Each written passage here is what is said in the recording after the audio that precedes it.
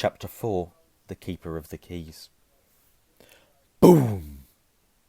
They knocked again. Dudley jerked awake. "Where's the cannon?" he said stupidly.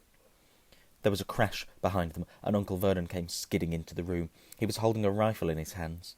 Now they knew what had been in the long, thin package he had brought with them. "Who's there?" he shouted. "I warn you, I'm armed." There was a pause. Then, smash!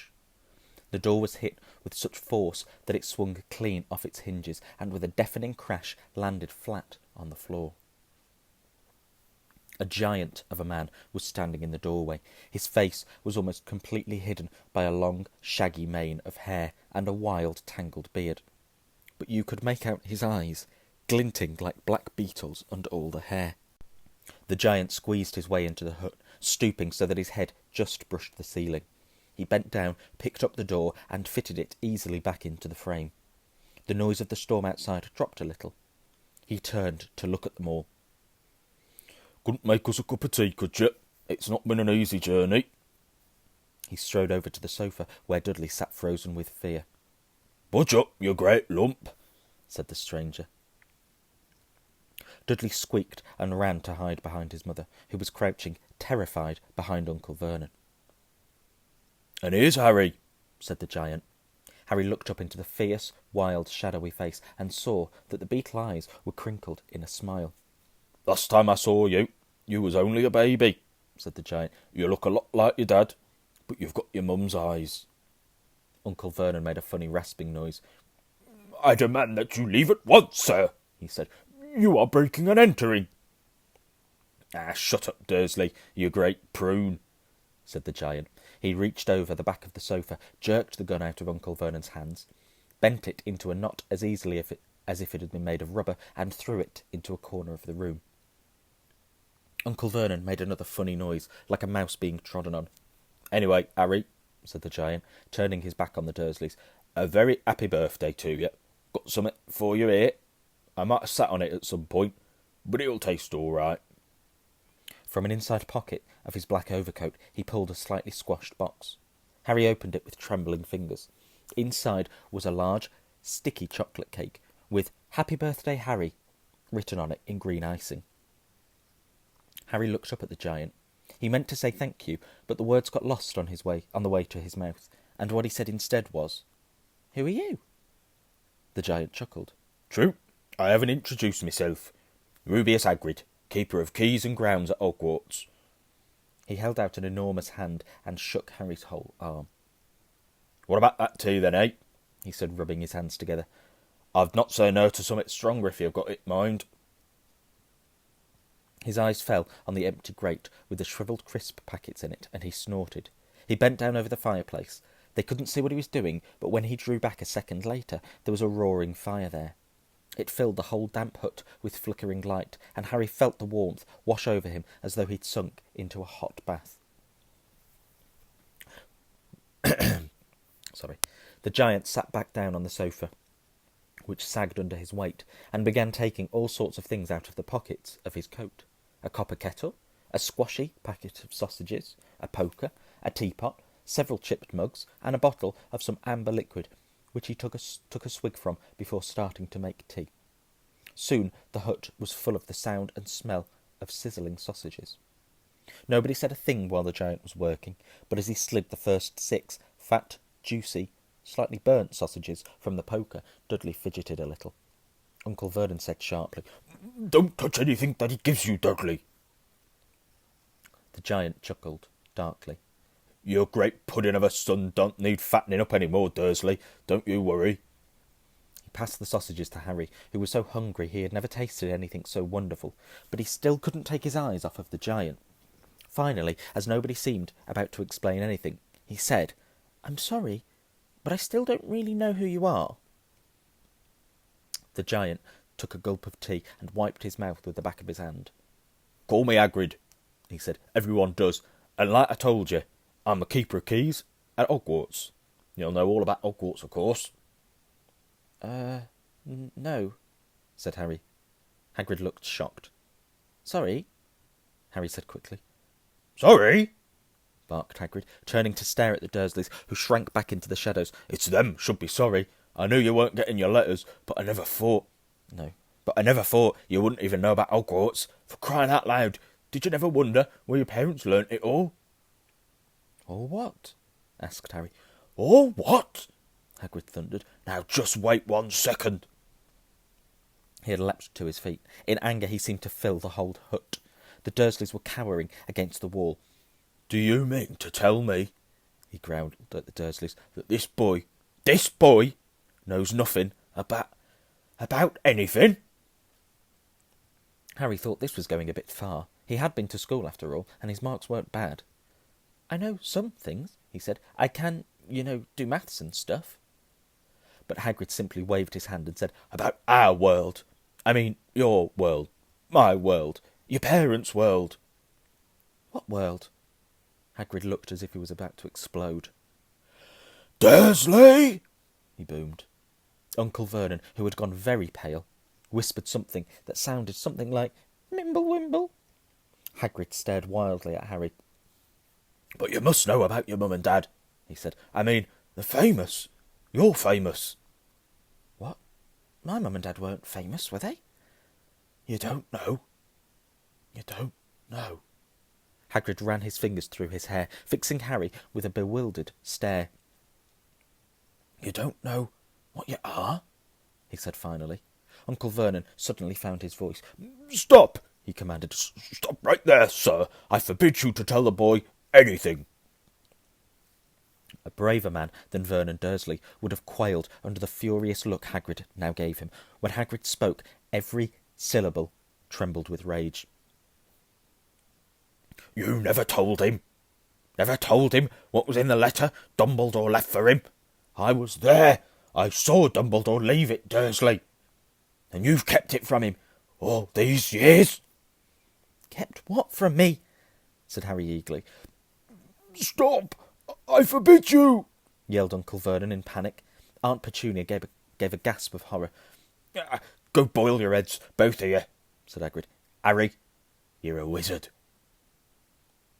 There was silence inside the hut. Only the sea and the whistling wind could be heard. "I'm a what?" gasped Harry. "A wizard, of course," said Hagrid, sitting back down on the sofa, which groaned and sank even lower. "And a thumping good one, I'd say, once you've been trained up a little. With a mum and dad like yours, what else would you be? And I reckon it's about time that you read your letter." Harry stretched out his hand at last to take the yellowish envelope, addressed in emerald green to Mr. H. Potter, The Floor, Hut on the Rock, The Sea. He pulled out the letter and read, "Hogwarts School of Witchcraft and Wizardry. Headmaster, Albus Dumbledore. Order of Merlin, First Class, Grand Sorcerer, Chief Warlock, Supreme Mugwump, International Confederation of Wizards. Dear Mr. Potter, we are pleased to inform you that you have a place at Hogwarts School of Witchcraft and Wizardry. Please find enclosed a list of all necessary books and equipment. Term begins on 1st of September. We await your owl by no later than 31st of July. Yours sincerely, Minerva McGonagall, Deputy Headmistress. Questions exploded inside Harry's head like fireworks, and he couldn't decide which to ask first. After a few minutes he stammered, "What does it mean, they await my owl?" "Galloping Gorgons, that reminds me," said Hagrid, clamping a hand on his forehead with enough force to knock over a cart horse, and from yet another pocket inside his overcoat he pulled an owl, a real, live, rather ruffled-looking owl, a long quill, and a roll of parchment.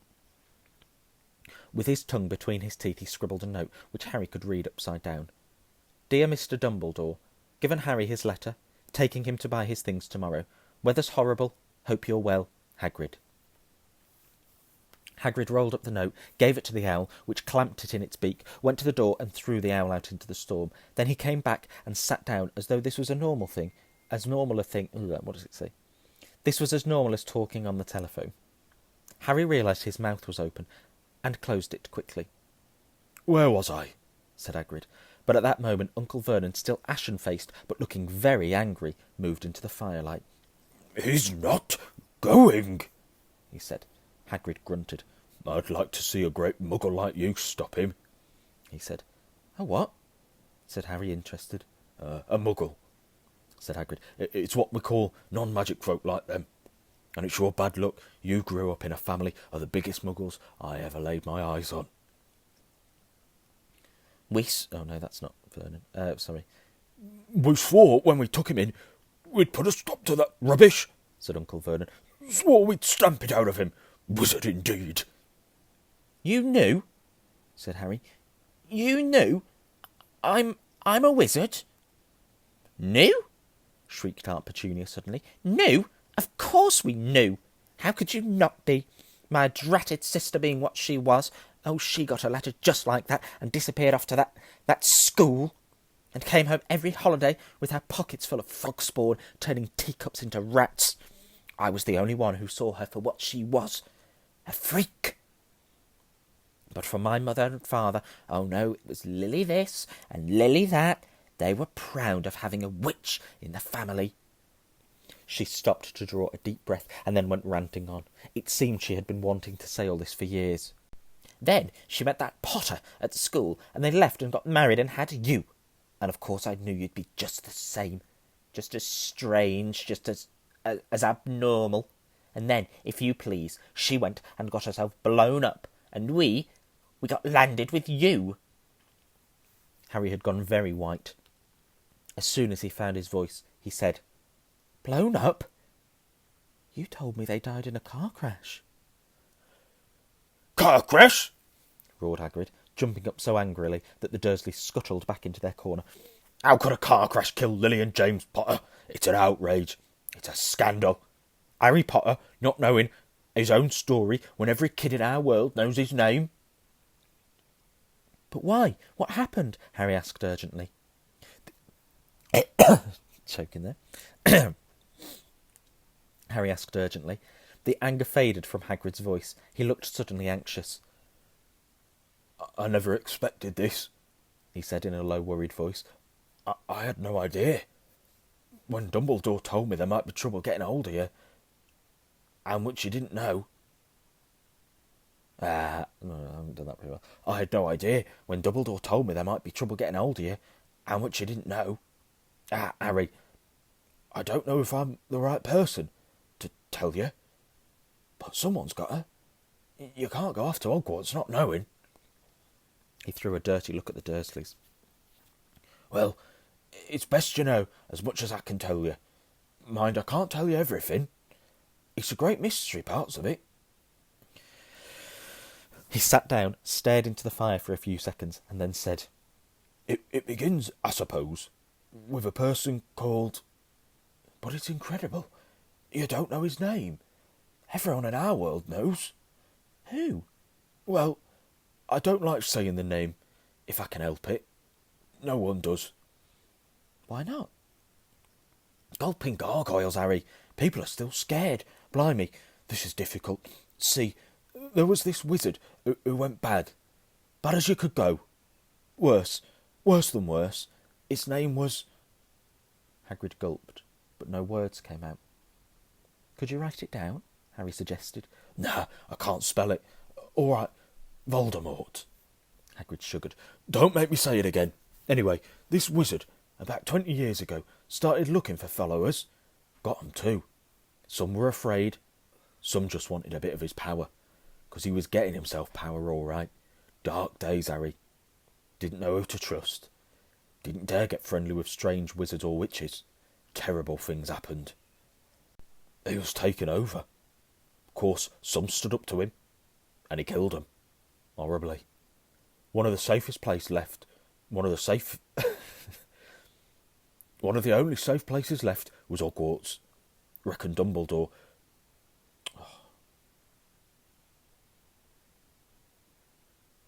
Oh. Okay, I've got it, sorry.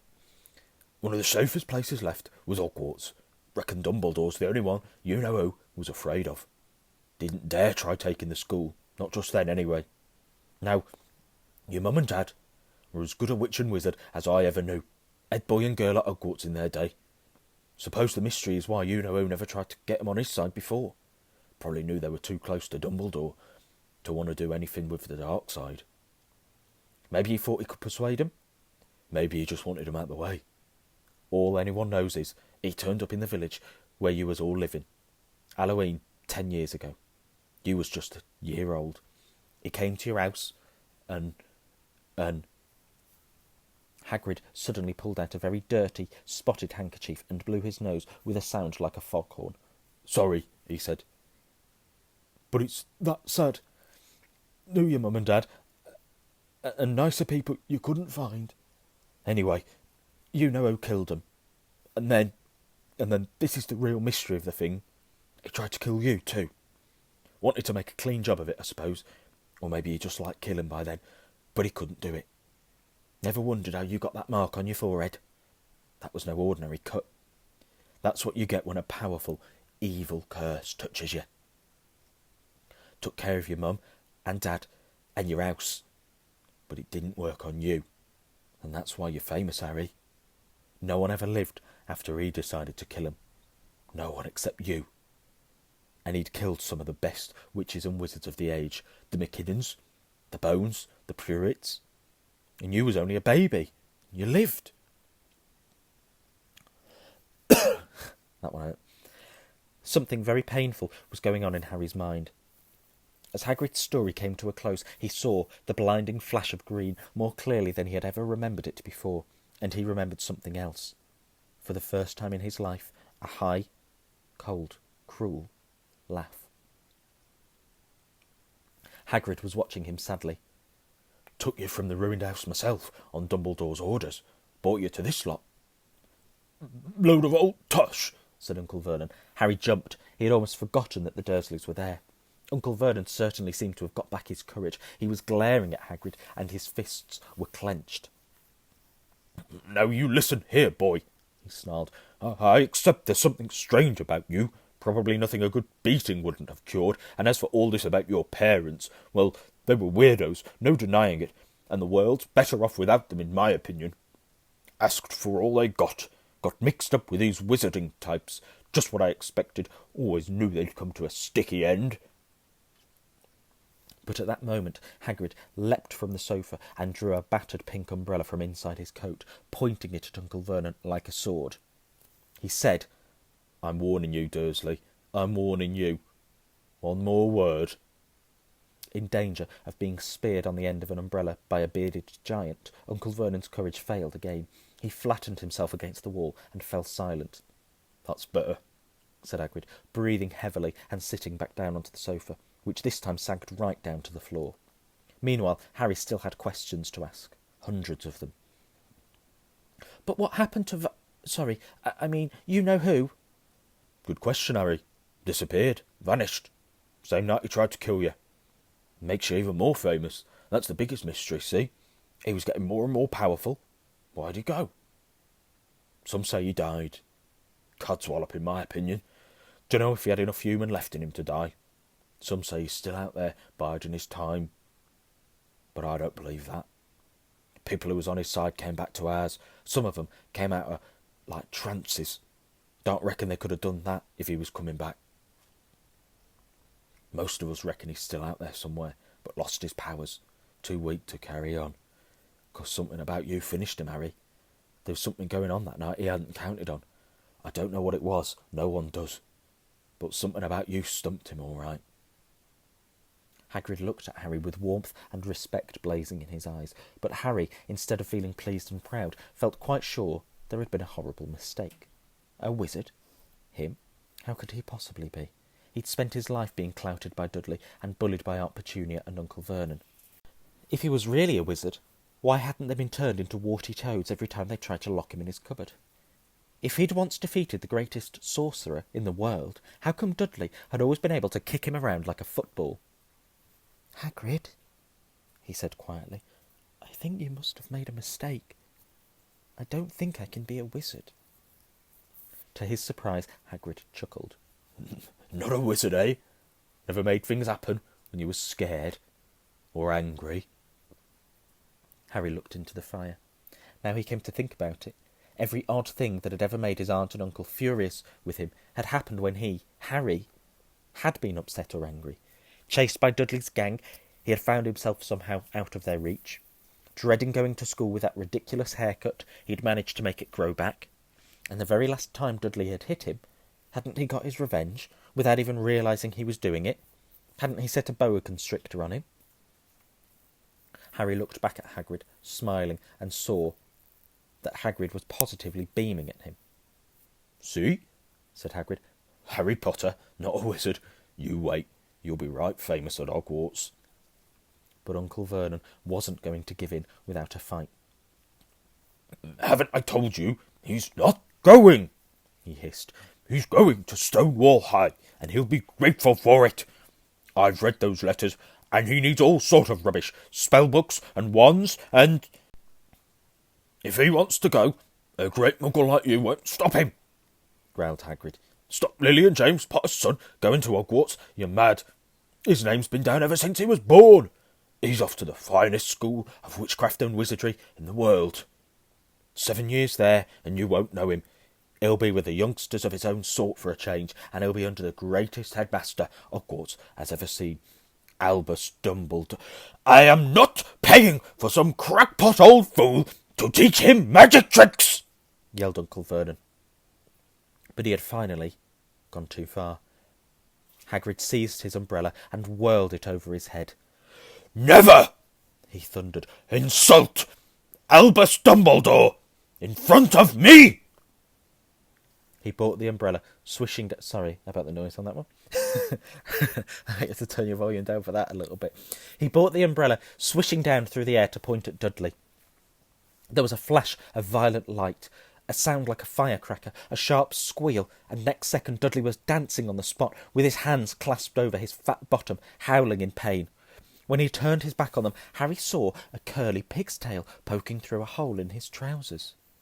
Uncle Vernon roared, pulling Aunt Petunia and Dudley into the other room. He cast one terrified look at Hagrid, and he slammed the door behind them.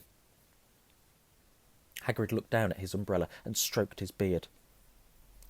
"Shouldn't have lost my temper," he said ruefully. "It didn't work anyway.